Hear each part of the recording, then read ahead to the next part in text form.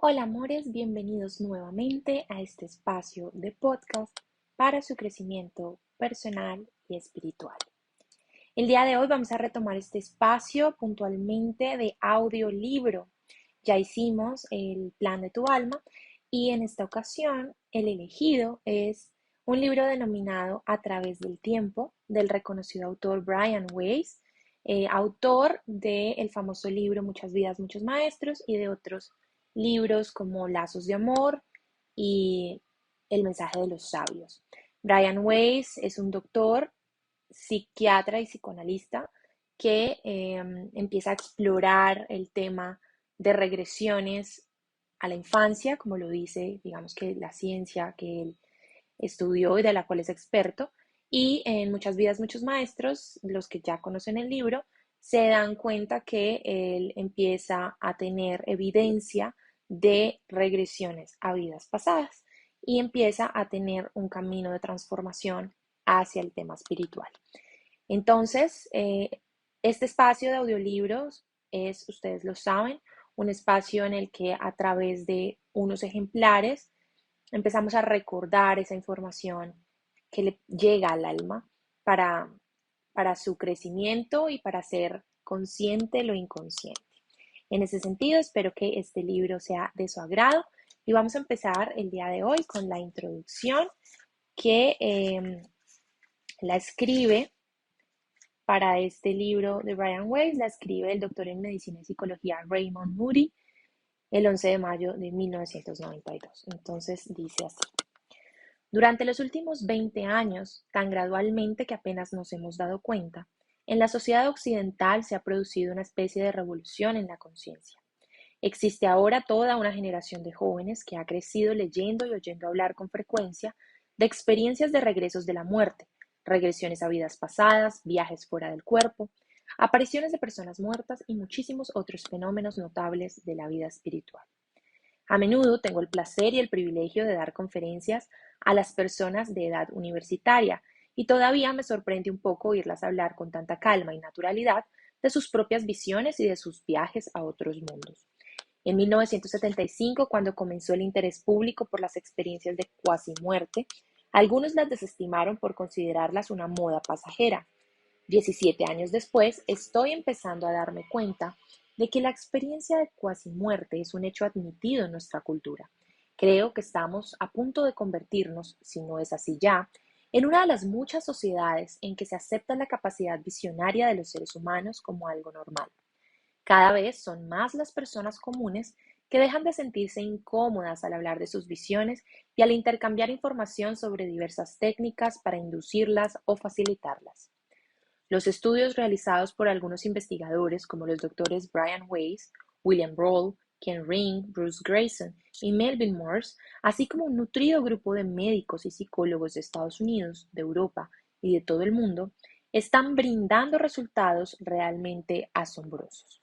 Confío en que en los próximos años esta investigación avance hasta tal punto que se puedan facilitar en individuos psicológicamente normales esas experiencias profundas que podríamos denominar, cuanto menos, psíquicas, aunque bien merecerían el nombre de espirituales. Por poner un ejemplo, durante el año pasado, trabajando con otros colegas, desarrollé una técnica que permite a adultos normales y psicológicamente estables en estado de vigilia experimentar apariciones de seres queridos que han muerto, vívidas, a pleno color, tridimensionales, de tamaño natural y en movimiento. Más aún, para gran sorpresa mía, estas personas, que hasta el momento han sido todos profesionales de temperamento decididamente sobrio, insisten en lo real de sus encuentros. De hecho, todos están convencidos de que han visto cara a cara a parientes y amigos fallecidos. Yo mismo he tenido una experiencia similar. Me senté con mi abuela, que murió hace algunos años, y mantuvimos una conversación tan real como cualquier entrevista que pudiéramos haber tenido cuando estaba viva. A decir verdad, una de las cosas más sorprendentes de este hecho, con el que me uní a la legión de gente común y corriente de todo el mundo que ha tenido este tipo de experiencias, consistió en que pareciera absolutamente normal y natural, y de ningún modo espectral ni inquietante. Lo que ocurre, según creo, es que se nos están revelando colectivamente en nuestro interior y entre nosotros estados de conciencia alterados que nuestros remotos antepasados conocían bien, pero que en cierto modo del desarrollo de nuestra civilización, suprimidos por considerarlas supersticiosas y hasta demoníacas. En mi opinión, es posible que esta evolución pueda ser de gran beneficio para la humanidad. Václav Havel, escritor y presidente de Chequia, pronunció ante el Congreso de Estados Unidos un emocionante discurso en el que declaró su firme creencia de que solo a través de una revolución mundial en la conciencia humana se podría alejar al mundo de la aniquilación hacia la que se encamina. El mismo Gorbachev ha apoyado esta opinión al decir que es necesaria una renovación espiritual para salvar a su turbulento país. Las regresiones a vidas pasadas que el Dr. Brian Weiss nos presenta en este libro constituyen un ejemplo de los extraordinarios fenómenos de la conciencia humana que en la actualidad gozan de una creciente aceptación. Nadie tiene por qué sentirse incómodo o avergonzado de haber pasado por experiencias semejantes. Uno de los grandes historiadores de la Edad Moderna, Sir Arnold Toynbee, dice que la inspiración para escribir su monumental obra histórica la obtuvo de experiencias personales que, aunque espontáneas, fueron obviamente muy similares a las que describen Brian Weiss. Según cuentan las personas que han regresado de la muerte, en los momentos aparentemente finales de su vida terrenal descubrieron que lo más importante que podemos hacer mientras estamos aquí es aprender a amar. Ahora parece que es el único modo de cambiar completamente el mundo. Es muy posible que descubramos que desarrollar técnicas para alterar la conciencia es la mejor manera de lograr este fin. Brian Weiss es un auténtico pionero en dar a conocer a un público más amplio técnicas seguras para alterar la conciencia, que puedan traducirse en un mayor autoconocimiento y una mejor comprensión entre todos.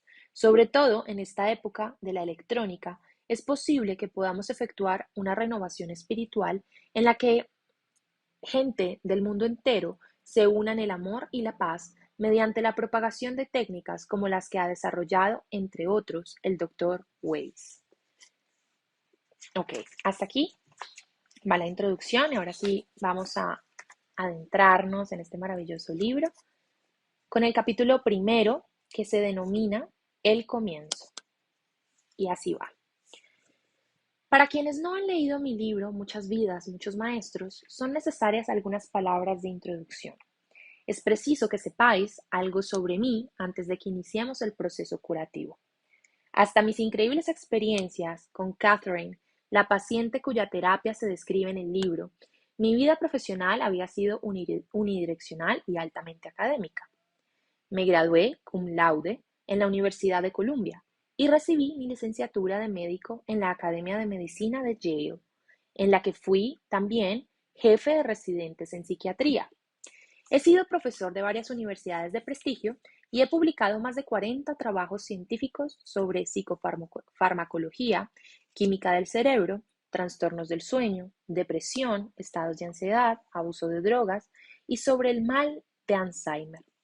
Mi única contribución previa a la publicación de libros había sido The Biology of Cholinergic Function, que distó mucho de resultar un éxito de librería, aunque su lectura ayudó a conciliar el sueño a algunos de mis pacientes insomnes. Yo utilizaba la mitad izquierda del cerebro, era obsesivo-compulsivo y completamente escéptico en cuanto a campos no científicos, como el de la parapsicología. No sabía absolutamente nada sobre el concepto de vidas anteriores o reencarnación, ni quería saberlo. Catherine era una paciente que me destinaron cuando yo llevaba aproximadamente un año trabajando como presidente del Departamento de Psiquiatría en el Centro Médico Mount Sinai de Miami, Florida. Era una mujer católica de unos 28 años, proveniente de Nueva Inglaterra, se sentía muy a gusto con su religión y no cuestionaba ese aspecto de su vida. Padecía de temores, fobias, ataques de pánico paralizantes, depresión y pesadillas. Había tenido estos síntomas durante toda su vida y ahora estaban empeorando. Tras más de un año de psicoterapia convencional, continuaba seriamente afectada.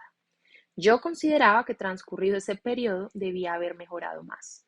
Era técnica de laboratorio de un hospital, tenía la inteligencia y la penetración psicológica necesarias para beneficiarse con la terapia. En su constitución básica, nada hacía pensar que su caso fuera difícil. Por el contrario, su historial auguraba un muy buen pronóstico. Como Catherine tenía un miedo crónico a la asfixia y la sofocación, rechazaba todos los medicamentos y no me era posible utilizar antidepresivos o tranquilizantes, drogas que había aprendido a usar para síntomas como los suyos. Su negativa resultó una bendición, aunque por entonces no lo comprendí. Finalmente, Catherine consintió en probar la hipnosis, una forma de fijar su concentración para que recordara la infancia e intentar así descubrir los traumas reprimidos u olvidados que, según yo creía, debían de estar provocando sus actuales síntomas. Catherine pudo entrar en un profundo trance hipnótico y comenzó a recordar hechos que no había podido rememorar conscientemente. Recordó que la habían lanzado de un trampolín y se había asfixiado en el agua. También recordó que la atemorizaba la mascarilla de gas que el dentista le ponía en la cara. Peor aún, recordó que su padre, alcohólico, la había sobado a los 3 años, poniéndole la manaza contra la boca para mantenerla callada. Tuve la certeza de que ya teníamos las respuestas. También estaba seguro de que ahora mejoraría. Pero sus síntomas siguieron siendo graves. Eso me sorprendió mucho, porque esperaba una respuesta mejor. Mientras consideraba por qué habíamos llegado a este punto muerto, llegué a la conclusión de que aún debía de haber más traumas sepultados en su subconsciente. Si el padre la había sobado a los 3 años, tal vez lo había hecho también a una edad más temprana. Lo intentaríamos de nuevo. A la semana siguiente volví a hipnotizar a Catherine y la llevó a un plano más profundo, pero esta vez, por equivocación, le di una indicación sin límites fijos, sin directrices. Vuelva al momento en que se originan sus síntomas, sugerí. Esperaba que Catherine volviera una vez más a su primera infancia. En cambio, retrocedió unos 4000 años, a una antigua vida en el Próximo Oriente, en la cual había tenido otra cara y otro cuerpo, diferente pelo, diferente nombre. Recordó detalles de la topografía, ropas y artículos cotidianos de esa época. Rememoró hechos de esa vida hasta que por fin se ahogó en una inundación o en un maremoto, mientras la fuerza del agua le arrancaba a su bebé de los brazos. Al morir, Catherine flotó por encima de su cuerpo, imitando las experiencias de cuasi muerte estudiadas por los doctores Elizabeth Kubler-Ross, Raymond Moody, Kenneth Ring y otros, obra que más adelante analizaremos con detalle. Sin embargo, ella nunca había oído hablar de estas personas ni de sus trabajos. Durante esa sesión de hipnosis, Catherine recordó otras 2 vidas. En una era una prostituta española del siglo XVIII, en otra una griega que había vivido algunos siglos después que la del Próximo Oriente. Yo me sentía impresionado y escéptico. En el curso de los años había hipnotizado a cientos de pacientes sin que esto me ocurriera nunca. En más de un año de psicoterapia intensa, había llegado a conocer bien a Catherine. Sabía que ella no era psicópata, no sufría de alucinaciones, no tenía personalidades múltiples, no era muy sugestionable ni abusaba de las drogas o del alcohol. Llegué a la conclusión de que sus recuerdos debían de consistir en ensueños o fantasías. Pero ocurrió algo muy insólito. Los síntomas de Catherine empezaron a mejorar de manera espectacular. Yo sabía que un material de fantasía o ensueños no podía llevar una curación clínica tan completa y veloz.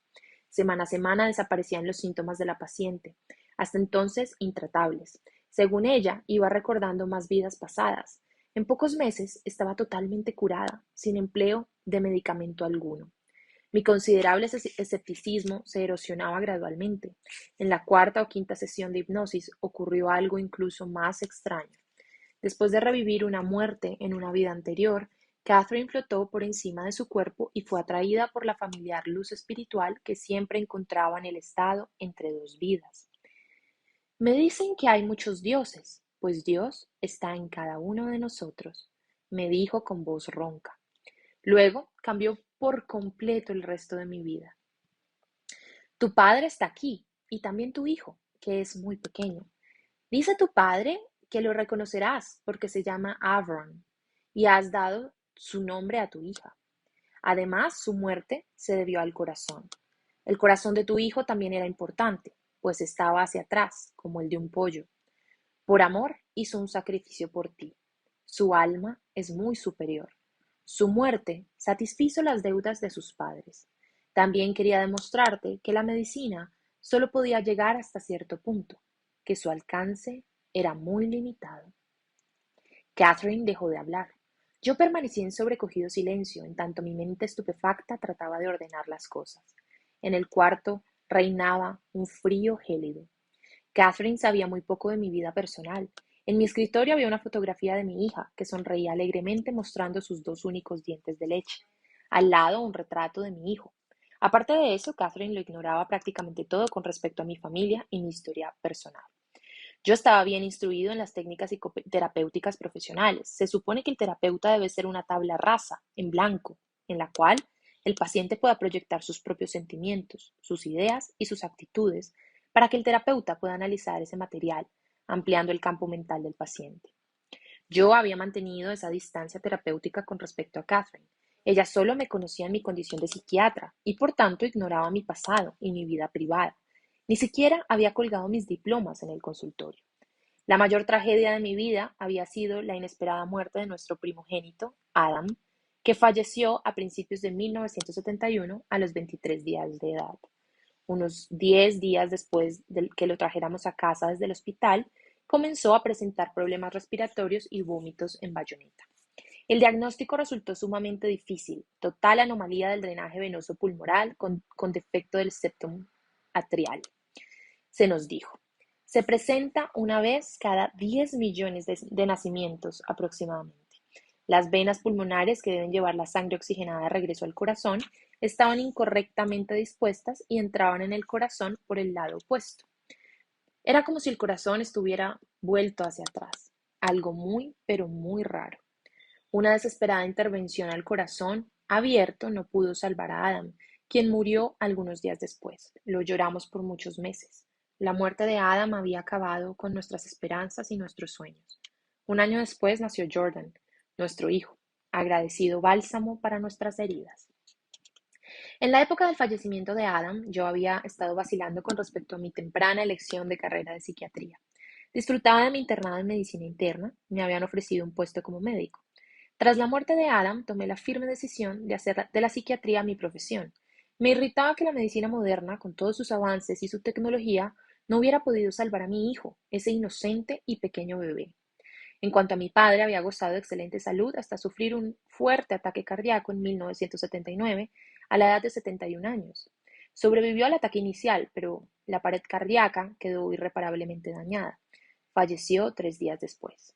Esto ocurrió unos 9 meses antes de que Catherine se presentara a la primera sesión. Mi padre había sido un hombre religioso, más ritualista que espiritual. Avram era su nombre hebreo, le sentaba mejor que Alvin en inglés. 4 meses después de su muerte nació Amy, nuestra hija, a la que dimos su nombre.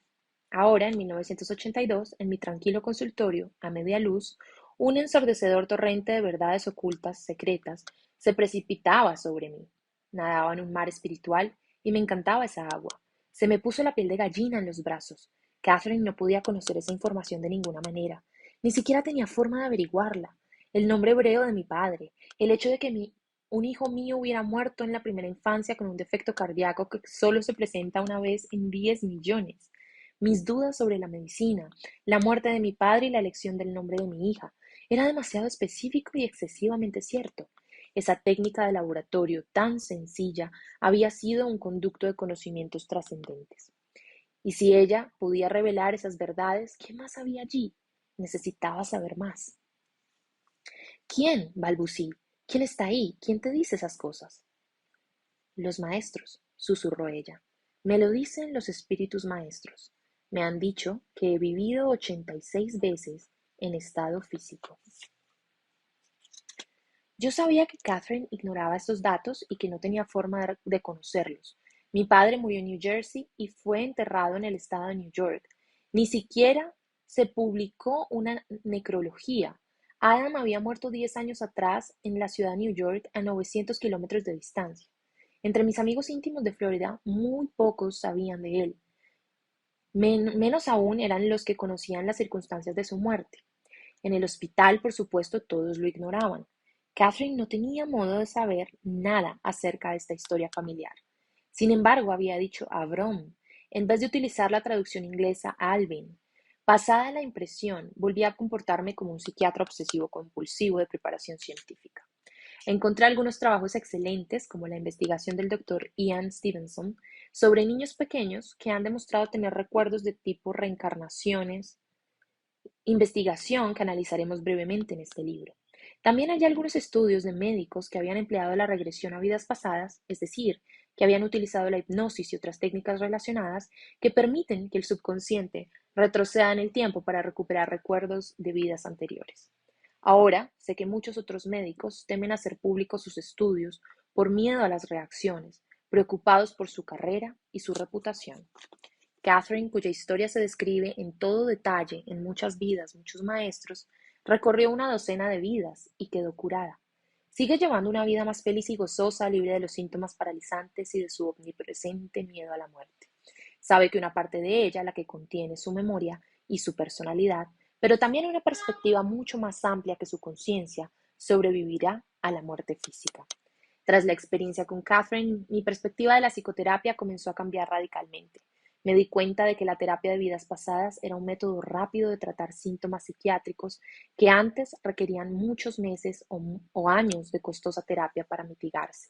Era una forma mucho más directa de tratar el dolor y el miedo.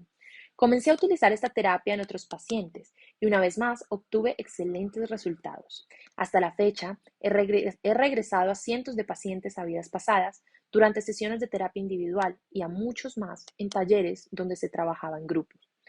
¿Quiénes son mis pacientes? Médicos, abogados, ejecutivos de empresa, otros terapeutas, amas de casa, obreros, vendedores, etcétera. Son personas con distinta religión, nivel socioeconómico, educación y sistema de creencias.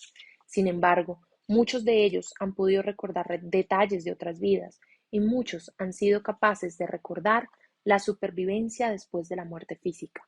La mayoría de mis pacientes experimentó regresiones a vidas pasadas mediante la hipnosis.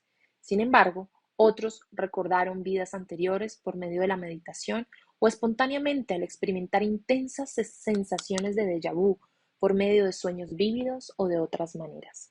Muchos consiguieron desembarazarse de síntomas crónicos que habían sufrido durante toda la vida, como fobias específicas, ataques de pánico, pesadillas recurrentes, miedos sin explicación, obesidad, relaciones destructivas repetidas, dolores y enfermedades físicas, etc. No se trata de un efecto de placebo. En general, estas personas no son sugestionables ni crédulas. Recuerdan nombres, fechas, aspectos de la geografía, detalles, y después de recordar, se curan, como Catherine. Tal vez más importante que la curación de síntomas físicos y emocionales específicos sea el conocimiento de que no morimos cuando lo hace nuestro cuerpo. Somos inmortales. Sobrevivimos a la muerte física. El presente libro describe lo que he aprendido sobre el potencial curativo de la regresión a vidas pasadas desde que terminé Muchas vidas, muchos maestros. Todos los casos relatados son absolutamente ciertos. Solo se han modificado los nombres y la información que podría permitir la identificación de los pacientes.